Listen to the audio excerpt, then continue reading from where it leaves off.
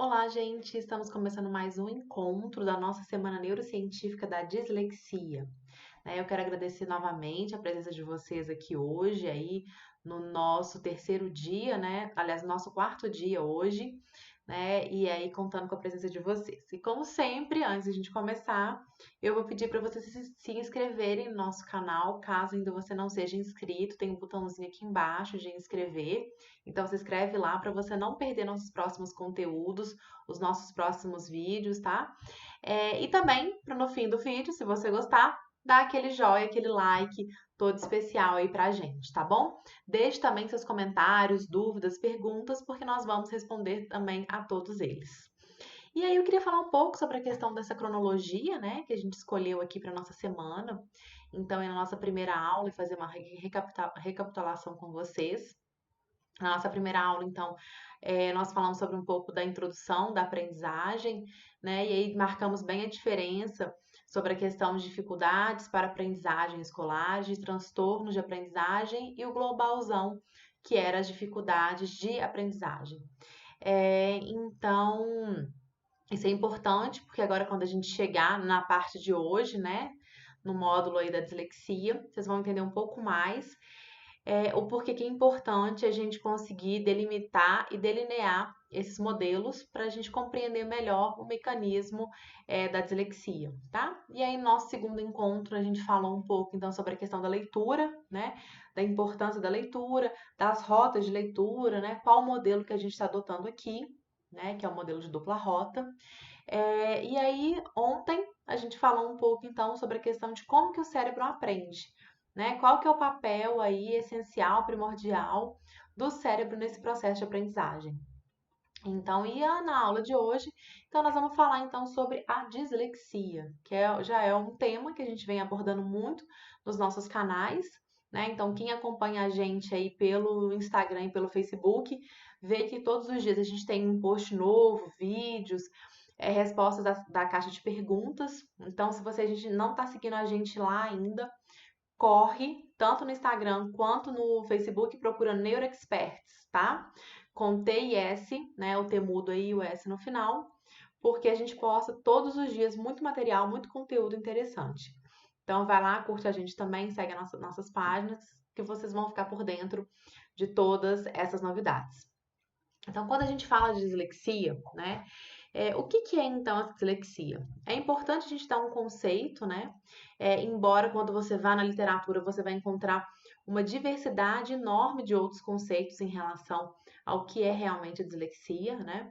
Então a gente vai se atentar a um dos conceitos que acreditamos que seja mais englobador, né? Então a dislexia nesse sentido, ela é um transtorno do neurodesenvolvimento, né? De origem biológica, que tem como característica uma dificuldade persistente da aquisição e desenvolvimento da leitura e da escrita, tá?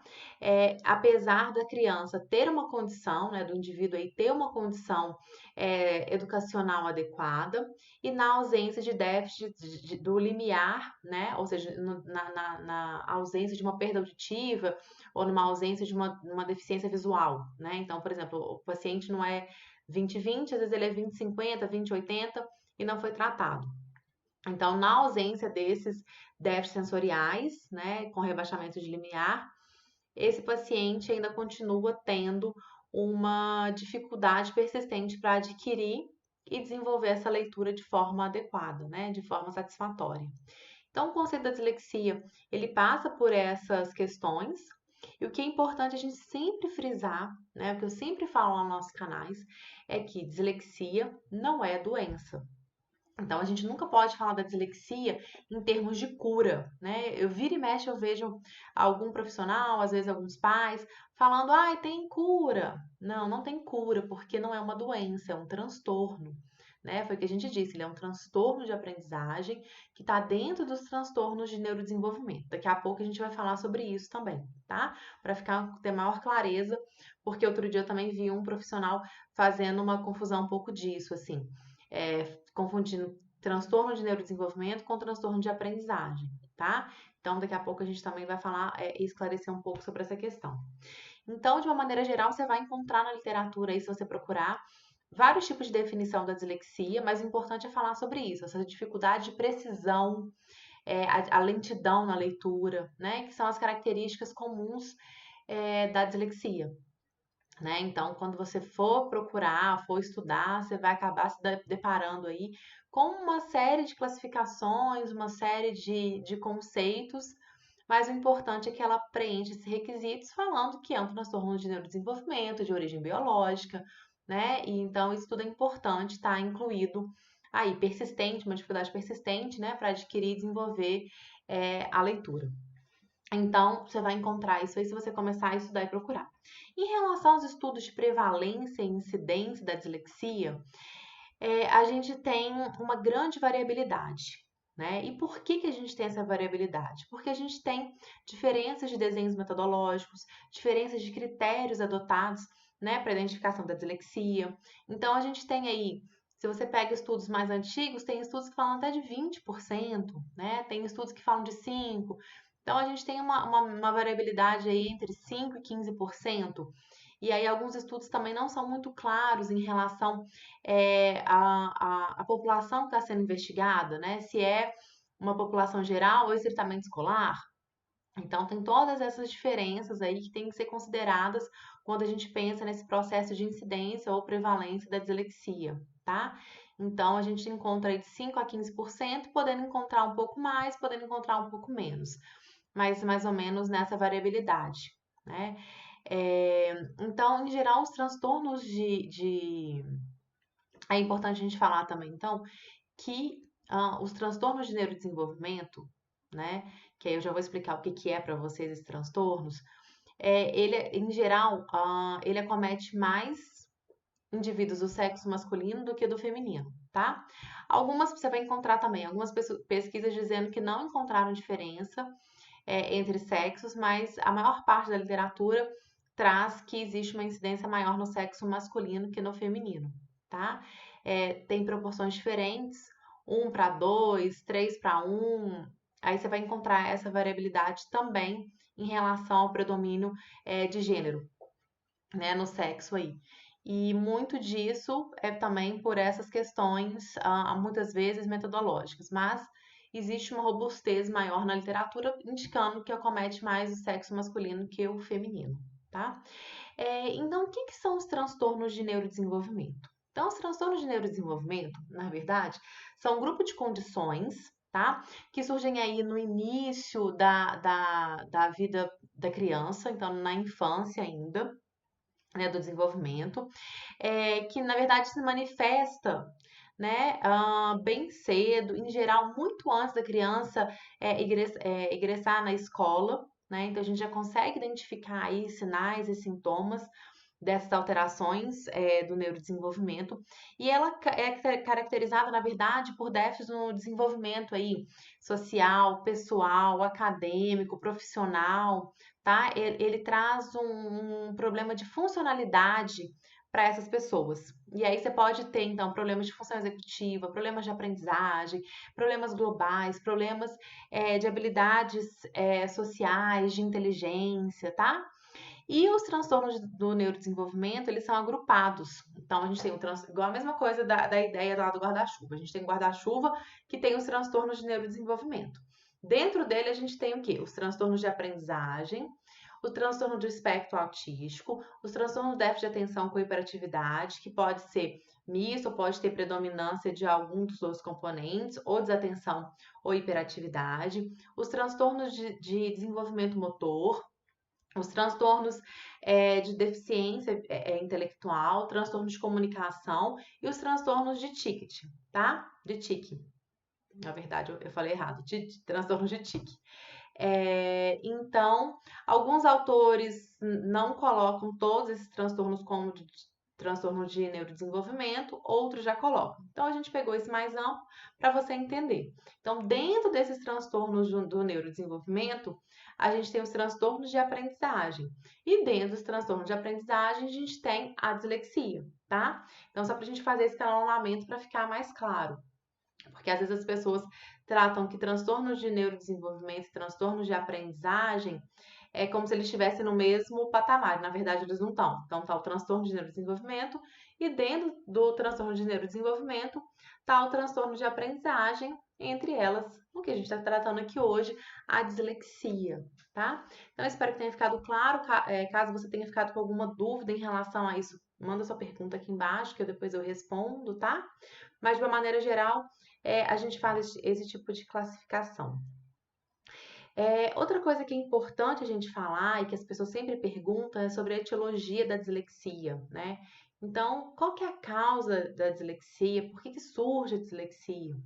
Então, na verdade, a causa, a etiologia, ela é multifatorial, né? Então, a gente não tem um único fator, um único determinante. A gente sabe que existem um conjunto de fatores que vão levar aí ao surgimento desse transtorno, né?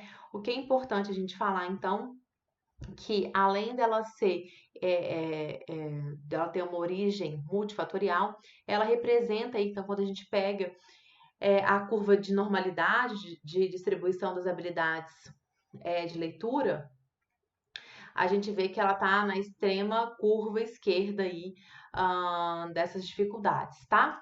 Então, isso é importante também a gente conseguir compreender um pouco sobre essa questão da etiologia da dislexia. E aí a gente tem as influências ambientais, que também estão dentro desse papel, né? Da questão da causa da dislexia. E aí, como fatores ambientais de influência, a gente pode citar dois tipos específicos, né? As influências ambientais que são compartilhadas. O que seria isso? É o que torna os irmãos similares, parecidos. Então, são questões de nível socioeconômico, hábitos de leitura da família, e mais uma vez reforçando aqui com vocês a importância, né, dos hábitos familiares de leitura, que eles têm um papel importante na aquisição do letramento, da alfabetização. Então, famílias que têm esse hábito de ler, eles contribuem um fator muito importante aí para um desenvolvimento mais melhor, né, da questão da leitura. Não só o desenvolvimento, mas como a aquisição também. Outra coisa que é importante, então, a gente falou então das influências ambientais compartilhadas e das influências ambientais que são não compartilhadas. Ou seja, são aquelas influências que vão causar, na verdade, uma dissimilaridade entre os irmãos. E aí a gente pode citar, por exemplo, professores diferentes, colegas diferentes. Às vezes estudam na mesma escola, mas tem, obviamente, professores e colegas diferentes, né? Então, isso pode ser considerado, então, fatores também que vão se colocar como experiências ou influências ambientais não compartilhadas. A dislexia, então, eles me perguntam muitas vezes assim: a dislexia é genético, é hereditário? Sim, a dislexia tem um componente hereditário, né, de herdabilidade, e tem um componente também bem grande genético, na realidade poligenético. Né? A gente não tem um único gene responsável, a gente tem um conjunto de genes de eleição para dislexia. Né? O que a gente vê muito é que a gente sabe que existe uma maior frequência de variabilidade alélica, muito maior do que, por exemplo, das condições deletérias, né, aí dos genes. Então, é importante a gente entender que se a gente tem, então, por isso que quando se faz a anamnese, né, tá se avaliando aí um indivíduo, é importante os profissionais perguntarem sobre essa questão familiar, né? Então, se existe alguém na família que tem essas dificuldades, não necessariamente tem um diagnóstico, mas às vezes tem uma dificuldade de aprendizagem, às vezes demorou mais para falar, às vezes é uma pessoa que é da família, né, que pode ser até o próprio pai, a própria mãe, algum tio, às vezes o irmão. Então, pessoas que já tenham passado por esse processo de dificuldade para aprender a ler e escrever, por exemplo. Então, é muito importante nesse processo a gente levantar esses dados, essas informações, né?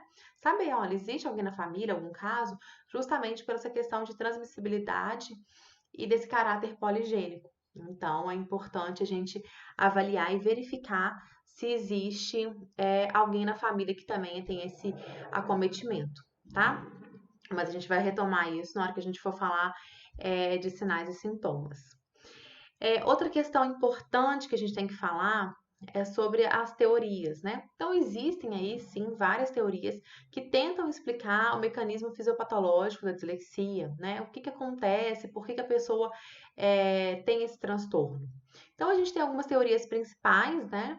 Entre elas, a teoria fonológica, que aqui no Brasil é uma teoria muito forte, é, que é justamente isso, que fala sobre esse déficit do processamento fonológico, né?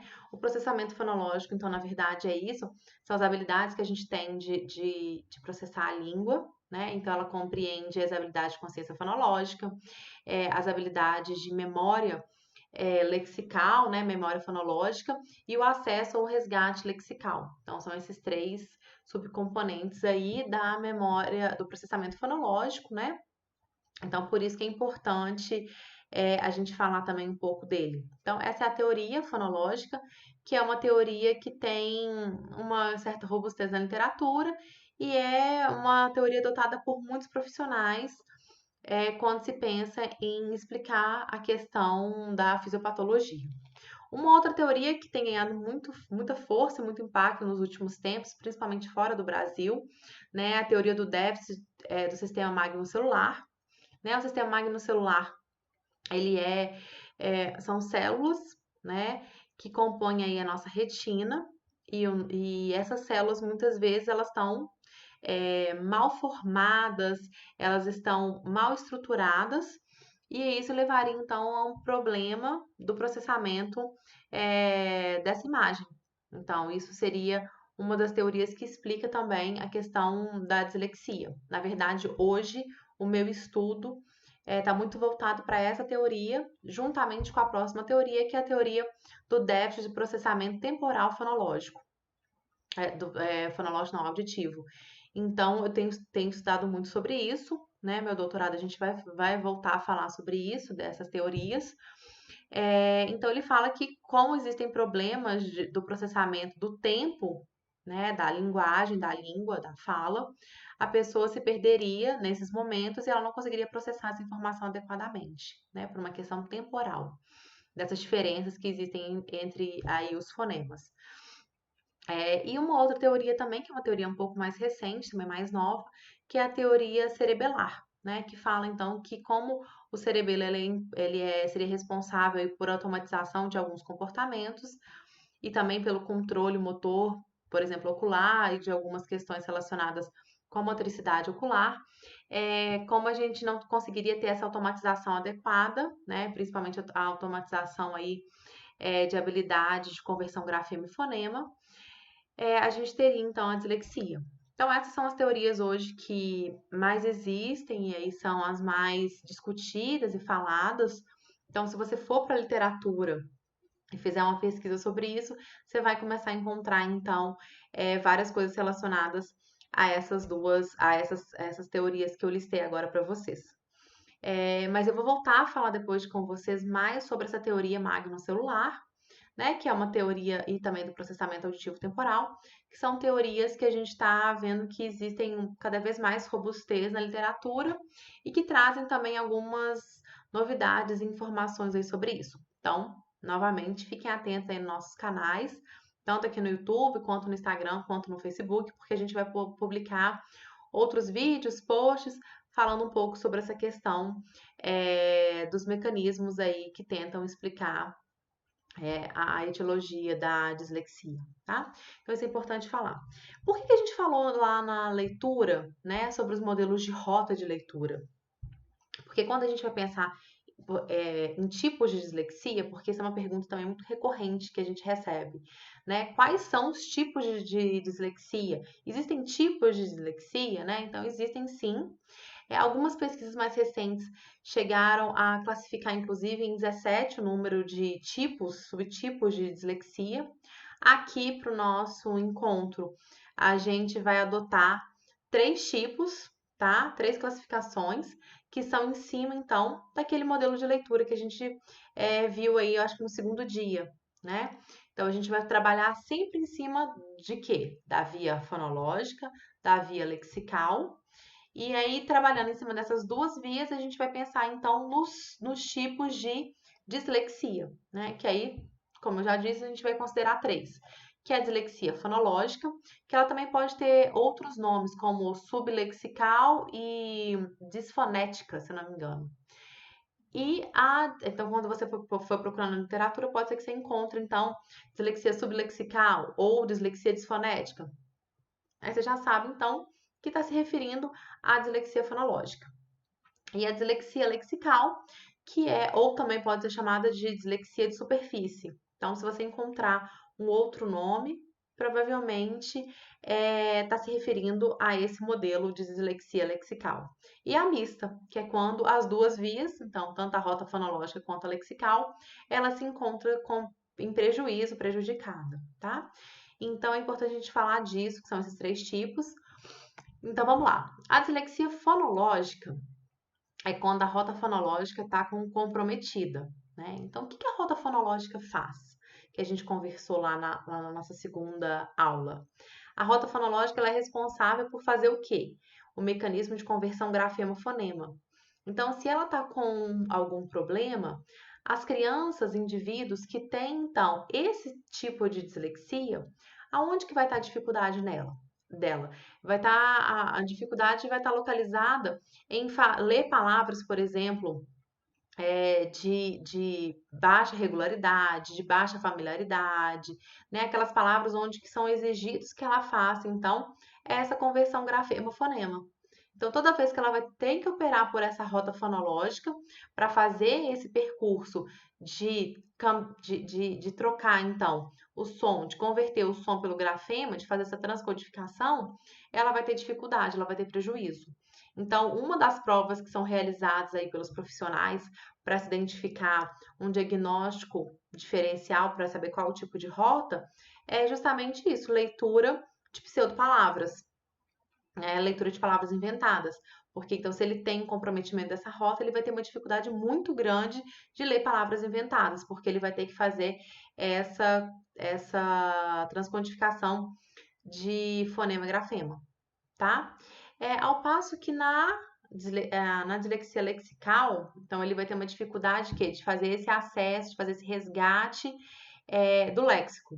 Então ele não vai conseguir decorar muitas essas palavras e ele vai operar como pela rota fonológica. Então toda palavra, por mais que ela seja familiar muitas vezes, a criança não vai conseguir acessar. Ou ela vai acessar de forma errada, como aconteceu comigo lá com alegria e alergia, né? Então ela vai ter esses problemas e ela não vai conseguir ler a palavra toda de uma vez. Ela vai começar a ler sílaba por sílaba, né? Que aí ela vai ser mais fácil para ela porque ela não vai estar conseguindo acessar esse léxico, né? Então ela não tem nenhum problema, na verdade, de fazer essa transcodificação de fonema grafema. Ela faz tranquilamente, não tem problema. Ela tem dificuldade de ler então palavras mais familiares de uma forma rápida e fluida. Então, palavras de alta incidência na nossa língua, que teoricamente ela já deveria ter isso armazenado no léxico, ela não consegue fazer esse resgate, esse acesso. Então, ela acaba tendo dificuldade de ler e acaba operando pela rota fonológica, tá? Então, e a dislexia mista é quando você tem um comprometimento então nas duas rotas. Então, você tem um comprometimento tanto na rota fonológica quanto na rota lexical, que é um caso aí realmente que requer mais intervenção, mais tratamento, porque é um caso mais grave, né? Porque você vai ter as duas rotas afetadas, tá? Então, por isso que algumas provas, alguns testes são utilizados para a gente poder verificar se realmente é um problema de rota fonológica, de lexical ou se é de ambas, tá? Então, existem sim subtipos e aqui a gente vai trabalhar com esses três, sabendo que existem outras classificações que trabalham com números aí um pouco maiores do que essas que a gente está falando, mas isso em geral é mais para um campo profissional, né? De quando um profissional realmente está fazendo, ou profissionais estão fazendo essa avaliação, tá? Para a gente aqui, para o nosso efeito prático, a gente vai trabalhar então com esses três tipos. Em relação a outra pergunta que é muito frequente, em relação a diagnóstico, avaliação, qual profissional eu devo procurar? Então, gente, a dislexia, como vocês viram, ela tem várias características, né? Como a gente está falando aqui. Então, e como ela tem que ser avaliada em várias múltiplas disciplinaridades, né, de funções neurocognitivas, neurolinguísticas, o importante e o ideal é que a pessoa que tem os sinais e sintomas seja avaliada por uma equipe interdisciplinar, né? E quem seria essa equipe interdisciplinar? Ela seria composta por fonoaudiólogo, psicólogo ou neuropsicólogo, pedagogo ou psicopedagogo, neurologista, neuropediatra, né? É, pediatra, psiquiatra. Esses geralmente são os profissionais de eleição. Outros profissionais também podem estar envolvidos nesse processo, né, principalmente no processo de reabilitação, como, por exemplo, terapeuta ocupacional, quando essa criança tem problemas proprioceptivos, de integração sensorial. A gente pode também, às vezes, incluir o próprio fisioterapeuta, dependendo aí das habilidades motoras dessa criança, que muitas vezes também podem estar alteradas, tá? Mas quando a gente pensa assim, o profissional que eu preciso procurar agora, de imediato, quem seriam? Né? Os profissionais de eleição. Então, seriam esses primeiros que eu já nomeei e, preferencialmente, um diagnóstico aí que vai contemplar várias áreas de dificuldades, né? Que a dislexia normalmente acomete. Então, é importante a gente ter uma avaliação aí de coeficiente de inteligência, uma avaliação de consciência fonológica, uma avaliação de nomeação automática rápida, né? Algumas avaliações aí em relação ao desempenho escolar, né? A concentração, a atenção. Então, todas essas provas são muito importantes, né? Leitura, escrita, e geralmente a gente consegue isso, reunir esse conjunto de habilidades avaliadas quando a gente tem uma equipe interdisciplinar, tá? Então, o ideal é que seja uma equipe interdisciplinar. E aí, esse diagnóstico, como eu falei, eles vão seguir critérios aí, geralmente critérios que estão descritos aí no DSM-5, no CID-11, né? E aí os profissionais vão fazendo essa verificação. Por isso que a gente já conversou um pouco sobre isso, né? Sobre esses sinais e sintomas e sobre esses critérios no nosso primeiro encontro, né? Que eu fui explicar um pouco sobre a questão da inovação que os manuais trouxeram aí com as reformulações e a importância, então, da gente adotar esses critérios quando se pensa, então, um caso de dislexia e diagnóstico diferencial, tá? Então, só para a gente lembrar, então, a questão do coeficiente de inteligência continua sendo, então, um critério utilizado, mas a disparidade entre o coeficiente e o desempenho acadêmico, ele já não tem mais esse impacto que tinha antigamente, né? E aí a gente começou a ter um critério inovador, que seria o tempo de resposta à intervenção, né? Que aí a gente espera que esse paciente com a intervenção melhore, caso ele não melhore, isso reforça ainda mais esse critério diagnóstico, de que é realmente um transtorno de aprendizagem e não uma dificuldade para a aprendizagem ou uma dificuldade escolar, como a gente viu também nesse mesmo dia, a diferença dessas duas entidades, tá? Então, quando a gente pensa, então, ok, então a gente viu que esse paciente, todas as questões da dislexia, mas quais são então os sintomas que pais, professores, pedagogos devem ficar sempre alerta aí para essas crianças? Por quê? Muitas vezes, como a gente disse lá na definição de transtorno do neurodesenvolvimento, eles aparecem antes da criança entrar na escola. Então, por isso que é muito importante a gente estar sempre atento aos marcos do desenvolvimento, que a gente falou ontem, né? Então, a gente conhecer esses marcos, saber o que é esperado que a criança faça em cada idade, né? Quais são as habilidades que ela tem que desenvolver, justamente para a gente poder ficar alerta caso a criança não esteja se desenvolvendo bem. Mas, de uma maneira geral, eu vou linkar para vocês alguns sinais e sintomas, né? Que a gente geralmente vê em quadros de dislexia, tanto no período pré-escolar quanto no período escolar. Lá nas nossas redes, a gente tem vários posts falando disso, de sinais pré-escolares, sinais escolares. Então, se você quer ter um pouco mais de material escrito, passa nos nossos canais que você vai encontrar isso lá também, tá? Então, o que a gente tem aí de alterações? Então, alteração de consciência fonológica, né? Então, vamos falar de novo o que é consciência fonológica. A consciência fonológica é essa capacidade que o indivíduo tem de manipular os sons da língua. O que é isso? Essa habilidade que a gente tem, por exemplo, de saber que se eu tirar uma palavra, por exemplo, se eu tirar a letra, o R da palavra porta, fica pota, por exemplo. tá? Então, essa é uma capacidade que eu sei que se eu fizer isso, eu gero uma nova palavra. Por exemplo, se eu tenho a palavra mato, se eu trocar o M pelo P, eu fica pato, então gera uma outra palavra. Então, essa capacidade que a gente tem de fazer segmentação, de fazer supressão, e aí com isso criar novas palavras, essa consciência que a gente tem o menor som das palavras, né, com significado, que seria a consciência fonêmica, né? Então, a consciência fonológica, ela abrange várias subhabilidades, que seriam o quê? Habilidades de rima, então, identificação e produção de rima.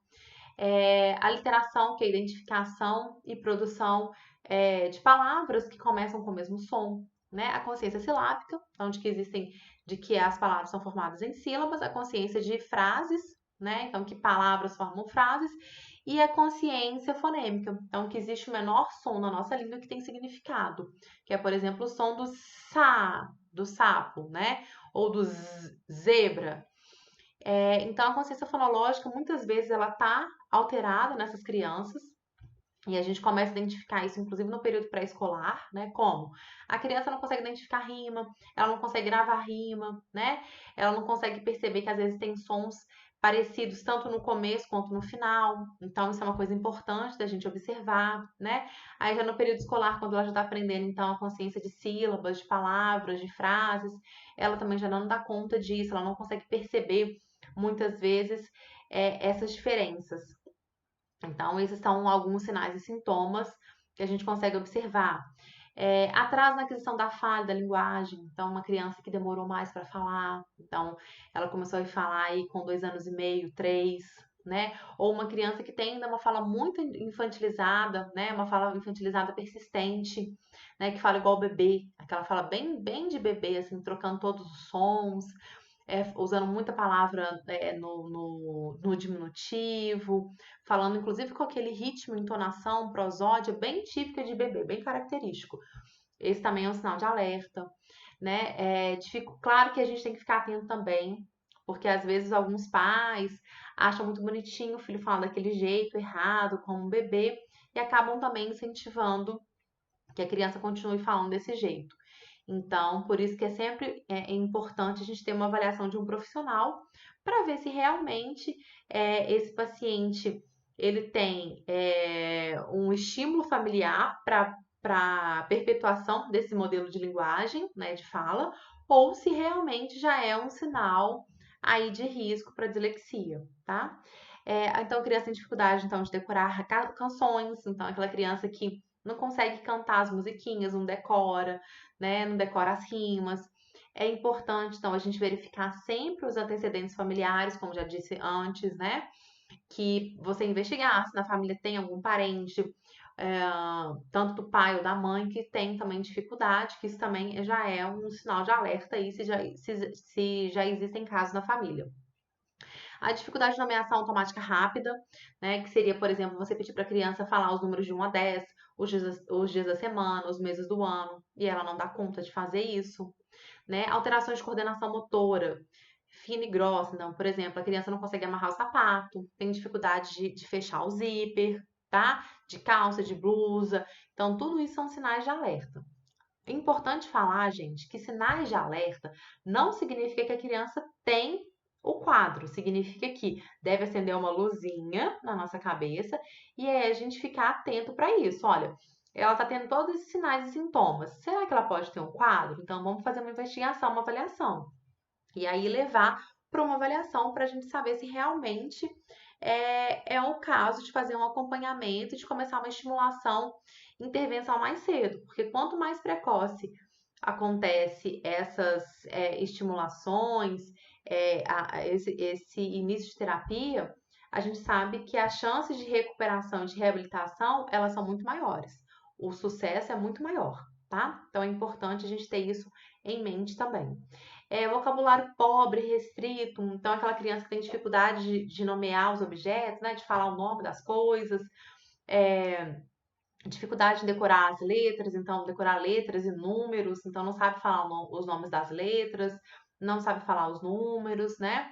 Crianças que têm essas trocas na fala, então troca o V pelo F, por exemplo, o T pelo D, Então, P pelo B, então ao invés dela falar Coca-Cola, ela fala Coca-Cola. Então, esse tipo de trocas, tá? Dificuldade em soletrar. Então, quando você pede para ela soletrar alguma palavra, ela não dá conta, tem muita dificuldade. Dificuldade de memória operacional, né? Então, essas dificuldades de guardar, por exemplo, onde colocou o tênis, onde deixou a blusa, é uma criança super esquecida. Então, esses são alguns sinais, né, e sintomas aí de alerta para dislexia, que eu acho que a gente tem que ficar bem atento para eles, tá? E por isso que a gente sempre fala aqui no canal, que é muito importante a gente conhecer esses marcos do desenvolvimento. Porque a gente conhecendo esses marcos, a gente consegue identificar, então, se essa criança está realmente com um atraso, tá? E aí, se esse atraso, se esses sinais têm essas características que são bem típicas de pacientes com dislexia, tá? O que é importante a gente falar aqui também nesse dia, que eu queria reforçar com vocês aqui, que eu vejo muitos relatos de pais em relação a uma certa descrença que algumas escolas, alguns professores têm quando eles chegam com esse diagnóstico de dislexia da criança, tá? E isso causa um sofrimento muito grande nos pais, nos alunos, né? Por quê? Porque eles veem que muitas vezes o filho é esforçado, o filho quer aprender, mas o filho não dá conta. E aí, quando ele chega para a escola e conta que o filho tem dislexia, muitas vezes a escola acha que é por outras questões que a criança não está aprendendo, às vezes porque ela não quer, ou às vezes porque ela é malandra, ela é preguiçosa. Gente, não, criança que tem dislexia, ela não é malandra, ela não é preguiçosa, é simplesmente uma criança que processa as informações de uma maneira diferente, tá? Ela também não é burra, tá? Muitas vezes eu escuto isso dos pais, o professor acha que meu filho é burro, ou os coleguinhas chamam ele de burro. Gente, a dislexia não tem nada a ver com a inteligência, muito pelo contrário. Um dos critérios para se excluir a dislexia é se a criança tem um rebaixamento do déficit intelectual. Então, se ela não tem uma inteligência normal ou muitas vezes acima da média, a gente descarta a questão da dislexia, tá? Então, não existe isso. A criança é burra, não é? E isso é ruim porque a própria criança já tem sentimento de menos-valia, porque ela percebe que ela não dá conta de aprender, por exemplo, a ler, a escrever corretamente como seus pares. Então, isso já está gerando nela um ambiente de frustração. Então, a gente precisa de ter na escola um apoio, né? A gente precisa que os professores apoiem essas crianças e, inclusive, na medida do possível, façam algumas estratégias de adaptação curricular, né? Para atender aí as demandas desses alunos. Então, o que eu queria deixar um pouco para vocês é isso, assim, esse sentimento de uma pessoa que, embora não tenha dislexia, mas teve muita dificuldade para aprender a ler e escrever, eu vi o tanto que é sofrido você tentar realmente aprender a ler, a escrever e você não dá conta, né? Seja aí no meu caso que foi por um problema pedagógico, seja aí por um transtorno mesmo, como é o caso da dislexia, mas isso gera na gente uma frustração muito grande. Então, assim, a gente poder contar com o apoio dos pais, dos professores, dos colegas é muito importante, né? E a mesma coisa para adulto. Às vezes você tem um colega de trabalho que tem dificuldade para escrever, para ler, mas não é porque ele não quis ir na escola, não é porque ele é malandro, não é porque ele é preguiçoso. Às vezes é porque realmente é um quadro de dislexia. E aí, se é um quadro de dislexia, é, a gente tem que realmente ter mais paciência com as pessoas, porque é um transtorno, né? E é um transtorno para a pessoa, para a vida da pessoa. Então é importante a gente deixar isso bem claro com vocês e aí contar com o apoio de vocês para divulgar isso, né? Sobre as questões da dislexia, que a gente realmente tem que quebrar esses mitos, né? Desmistificar aí é, tudo isso que eles falam da dislexia, que é um paciente preguiçoso, que é burro, e a gente sabe que não é, tá? Então, contar com o apoio das escolas, dos pais, das pessoas que têm também o quadro, tá? Para a gente junto conseguir transformar essas ideias errôneas sobre a dislexia. Então, a gente termina aqui hoje, né? E amanhã eu espero vocês, né, às 19 horas, para a gente ter a nossa aula ao vivo, né? O encerramento aí dos nossos encontros vai ser ao vivo amanhã. Então eu espero vocês, espero que vocês tenham gostado. Se quiserem mandar perguntas, dúvidas, pode mandar que eu respondo na aula amanhã ao vivo também, tá? No nosso encontro ao vivo, eu consigo responder para vocês isso se vocês mandarem de hoje para amanhã. Pode ser aqui no canal, ou pode ser no Instagram ou no Facebook. Né? No Instagram, como eu sempre falo, a gente tem uma caixinha aberta. Então, se você tem perguntas, pode mandar por lá também, tá bom? Então, um beijo e até mais, gente. Até amanhã. Tchau, tchau.